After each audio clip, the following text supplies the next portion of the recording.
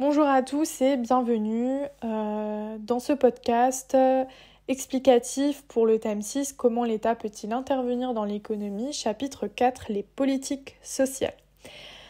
Alors, il faut savoir que le fonctionnement des marchés ne permet pas à tous les individus de vivre décemment. Et donc l'État doit intervenir pour réduire les inégalités sociales, réduire les risques sociaux et donc réduire les inégalités. Alors, donc dans un premier temps, il faut déjà connaître les objectifs des politiques sociales. Donc, pour pouvoir réduire les inégalités, il faut mettre en place des politiques de redistribution qui visent en fait à répartir le revenu des ménages. Vous savez que les ménages ont un revenu primaire issu soit de leur travail ou alors d'investissement, notamment l'investissement locatif.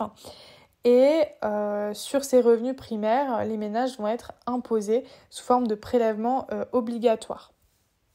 Ces prélèvements obligatoires vont être redistribués à d'autres ménages sous forme de redistribution verticale. Donc la redistribution verticale, ça a pour but de réduire les inégalités et promouvoir la justice sociale, ou alors servir de redistribution horizontale qui permet de couvrir les risques sociaux.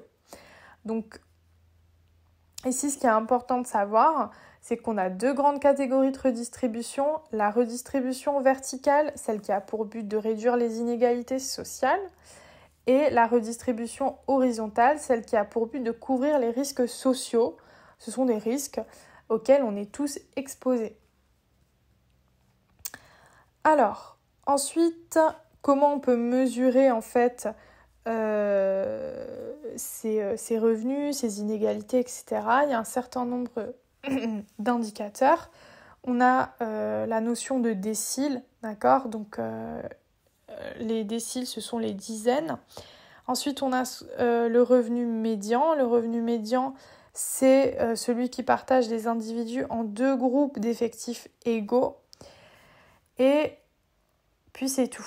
Alors, donc l'objectif à travers ces redistributions, c'est de lutter contre la pauvreté. Alors, pour lutter contre la pauvreté, l'État met en œuvre ce qu'on appelle la protection sociale, comme par exemple la sécurité sociale qui permet de s'assurer contre les risques sociaux. Et justement, l'État va mettre en place cela parce que l'État suit une logique d'assurance et d'assistance. Alors, une logique d'assurance, c'est justement lutter contre les risques sociaux. Et ça, par exemple, vous allez cotiser tous les mois à travers votre salaire pour, par exemple, une pension pour la retraite, d'accord ? Ou encore, si jamais vous tombez malade, eh ben, vous pouvez quand même avoir une assurance maladie. Ou encore une logique d'assistance, c'est-à-dire c'est plutôt dans une logique de solidarité en versant un minima aux plus démunis. Alors, donc pour résumer, les objectifs de la politique sociale, ça suit une redistribution verticale pour réduire les inégalités et la pauvreté, une redistribution horizontale pour couvrir les risques sociaux. La redistribution horizontale, elle peut suivre une logique d'assurance contre les risques sociaux et une logique d'assistance qui est fondée sur un principe de solidarité. Enfin, on peut avoir un débat sur le système d'efficacité de la redistribution, justement parce que certains ménages ne sont pas forcément solidaires, d'autres vont également se plaindre de la difficulté de financement de la sécurité sociale, etc.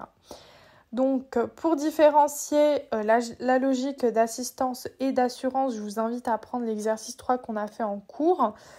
Par exemple, en vous posant la question, est-ce que l'allocation chômage, ça répond plutôt à une logique d'assurance ou d'assistance ? Est-ce que la pension de retraite, ça correspond plutôt à une logique d'assistance ou d'assurance. Je vous invite à refaire les exercices qu'on a fait en cours. Voilà. Merci de m'avoir écouté et je vous souhaite de bonnes révisions.